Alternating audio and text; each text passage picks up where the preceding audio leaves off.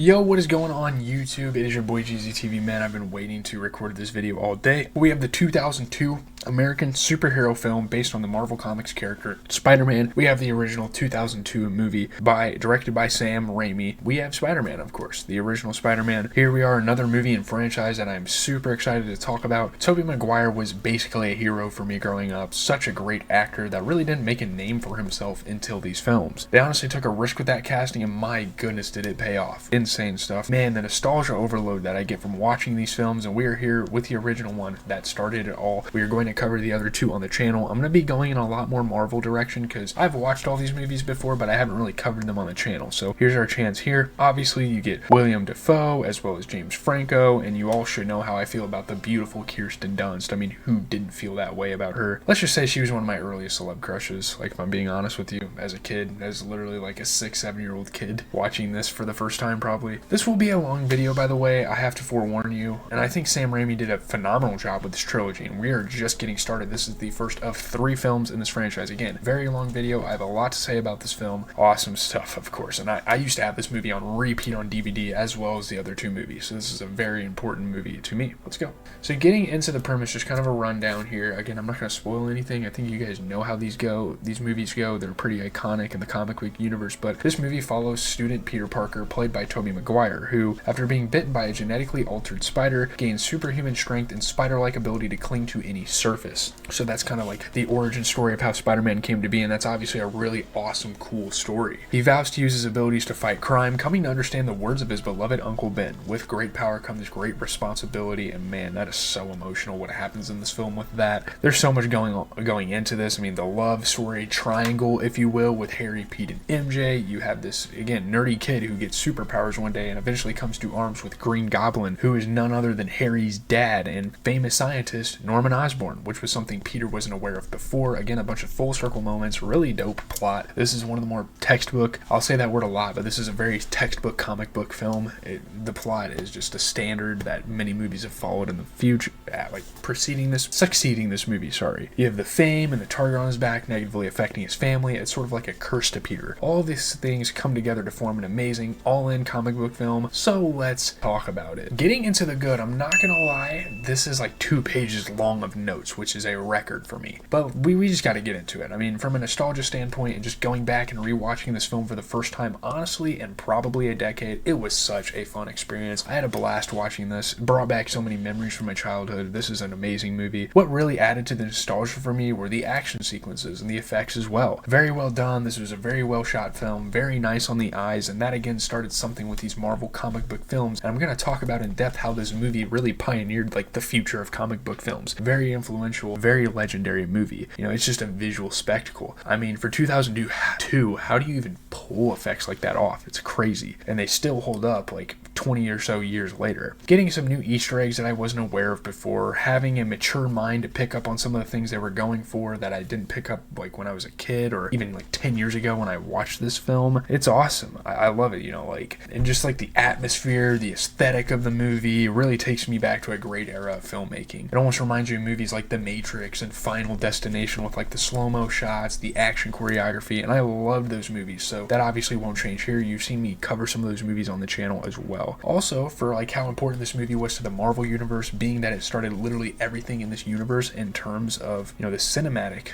piece of it, you know, the live action, they absolutely delivered. This film is just amazing, and the story they used, the cast, everything about it is basically perfect for an original film. Tobey Maguire, just getting into him, is by far my favorite Spider-Man. We know this. You guys should know this. Now, I respect the hell out of his successors, Holland and Garfield, but just the way Tobey portrays this character so well done. And we've watched the Amazing Spider-Man films. We've watched some of the newer Spider-Man films with Tom Holland in them on the channel, so you guys can go find those and check them out. I mean, similarly, also, Kirsten Dunst is also the best portrayal of Mary Jane. She's kind of like this broken popular girl, and I like how they kind of paint that. Some people didn't appreciate it as much, but it made a decent amount of sense to me, and it's definitely like a relatable character, and there's a lot of relatability overall in this film, which is awesome. The love triangle can maybe get to be too much sometimes, but it doesn't go so far that I would put her character in any other category. There are a couple of pieces of her character as well as a couple of other characters in the film that I question, but they're not like overwhelmingly negative. So we'll get to that later. She's obviously pretty like horny, you know, as a teenage girl, and she's like looking for love, but you know, it is what it is. That's again a very relatable thing. There are tropes, there are stereotypes, there are females like that you like go to school with and stuff, so like it makes sense. And obviously she's a lot more than just like a side character. She's a main character, so you know the way she acts and stuff kind of dictates things, but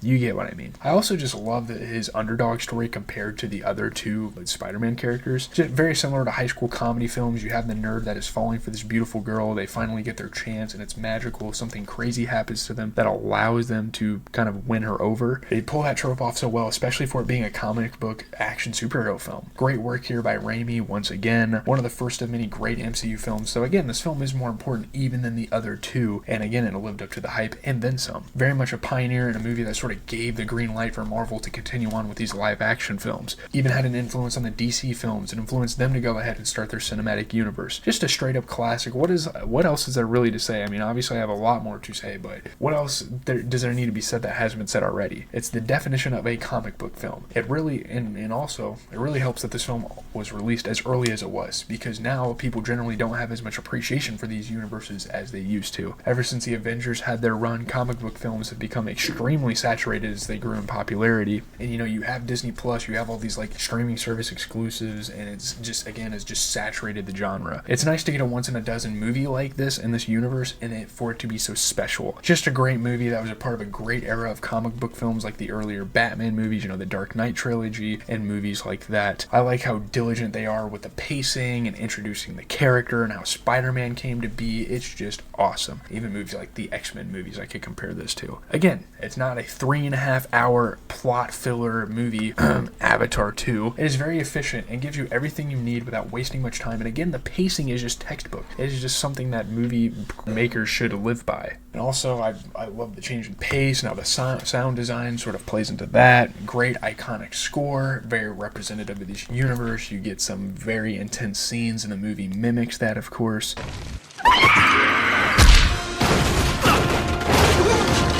You're pathetically predictable. Most things about this movie are textbook, but I'm just pointing out specifics here. The story arcs are phenomenal, and the origins of these characters. How Norman plays into Peter Parker's world, and then how Green Goblin plays into Spider-Man's world. What a dynamic between Dafoe and Tobey here. I love that. It's a really dope parallel that you have in this movie. It does a great job of not only hinting at the storylines that will be utilized in the future, but also closing the book on some of the storylines and some of the things that are currently going on in the movie. And not a lot of comic book films mastered that ability as well as this movie has, and especially some in the future that came out in the future kind of failed to do that, kind of trying to throw too much on you at once to create a spectacle, and it just didn't work out. But this movie is just very balanced at like everything. Peter Parker as a character is just great, of course, you know, nerdy yet charismatic, funny at times, corny yet humorous in that regard with his whole shtick with MJ. Such a fun character that you could almost relate to. Everyone had that high school crush and they never wanted to like make a move, you know what I mean? Just such a badass story. I love it. Almost like a rags to riches story. And I just love the turmoil also that him and MJ's relationship go through in this film. Shout out to Miss Dunst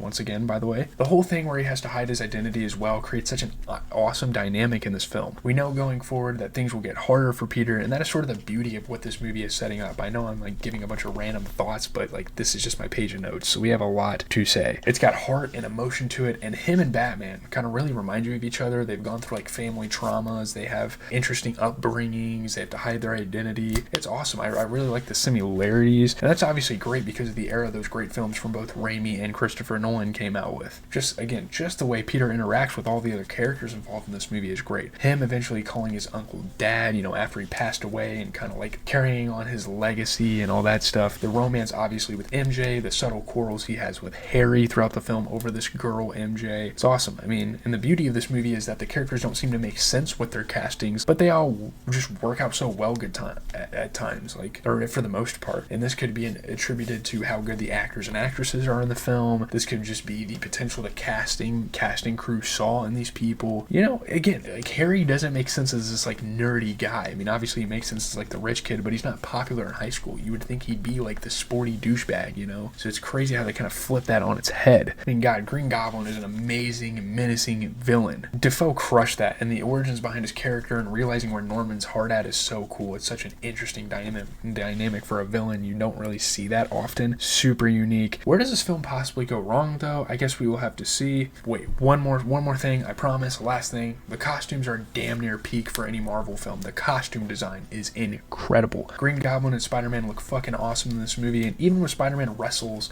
when he was wrestling, that outfit was awesome as well. Props, no pun intended, to the costume designers. That's the good. I know that was a lot to take in, but there's a lot good to be said about this movie. And with that being said, obviously the bad and the okay, there's not going to be much to say about this because, well, this movie is damn near flawless, and that's going to be reflected with the review and the score I give this, the rating, if you will. But let's get into the bad. I will say, it is kind of weird how they portray Peter Parker as this poor kid, yet he lives in a damn suburb. A lot of the things with the bad is just like the believability of some aspects of the characters, like Peter Parker. It doesn't seem like he's a poor kid at all. Like, he doesn't look like a poor kid. He doesn't act like a poor kid. I mean, obviously he's hungry and he's smart and he's driven to do things, but, you know, they try to force this agenda where his uncle's getting old and wants to still work to uphold the family, but based on their house looks, it seems like they're doing just fucking fine. I don't really understand it. They tried to push that, like, very subtly throughout the film. It's like, oh, I'm looking for a job. I can't deal with computers. I'm getting too old. And it's like, dude, you guys aren't poor. Like, I'm not buying into that. Also, Dunst is just too charming to come from the family she comes from. It made no sense that she came from that sort of family. I know there's like pretty girls that have alcoholic and abusive fathers, like that exist, but in this movie it just didn't make sense at all. You know, she's hanging with the high clique crews and her parents didn't seem to come from that or anything. I don't really know. I mean, those were two little bullet points, if you will, that I just wasn't buying in this film. Again, it's just flaws with the characters,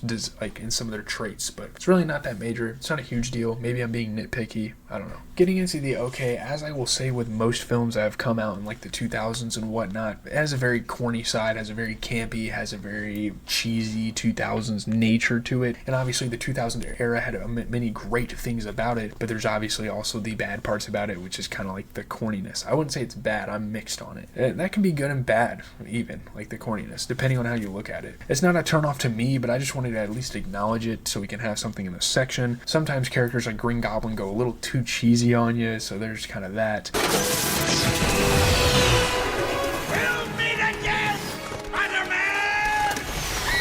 Some of the things he says and even Peter says when he's trying to be serious can be laughable and almost remind you of like a Shakespeare play, honestly. I also wish we got more of that character at the same time, though. You know, just talking about Green Goblin, I think a mixed element is that he wasn't involved in this franchise enough, and obviously, spoiler alerts, click off the video right now, he's dead. He's not going to be involved in any of the other Spider-Man films. You know, one movie's a bit questionable, but hey, he made a return. I won't spoil what modern-day Spider-Man movie he was in. I won't even tell you which Spider-Man universe it was a part of. I feel like he was setting up to be the villain of this franchise, but I guess Raimi had other plans. I don't know. Like, they were hyping him up to be the villain of the series and in the franchise, and it just didn't go that way. I don't really know. Getting into the rating, review, whatever you want to call it, let's pull up the tier list. Maybe there is some nostalgic bias in here, but this is genuinely one of the best comic book films ever made to me, and it's damn near perfect. I don't see really any flaws with it. Everything you would want, every trope, the action, the choreography, the backstories, and just the origin stories, and just opening up a franchise. I think they do a splendid job, a damn near perfect job at doing it. And honestly, again, the things that I had negative to say weren't major at all, so you can kind of take those with a grain of salt. Truly incredible film that Sam Raimi ties together so well, and obviously we know that this ended up being a successful franchise with the other two. Now, I will get into specifics with those when we get there. This is just the start of something legendary. Man, this is the first 9 we have had in a while. I will give it a flat out 9 out of 10. And I'm not sure if that's me being strict, or is it us watching some questionable movies in the past, take like Joker, Foyer Ado, movies like that. Who knows? But if you haven't, please give this franchise a try. I don't even know why you're even considering looking at the Marvel Marvel Universe if you haven't watched this movie first, because it really starts a lot of things. Obviously, after it, you get like the Iron Mans, and you get the Thors, and you get the Captain Americas, Incredible Hulks of the world. But this one started a lot of things for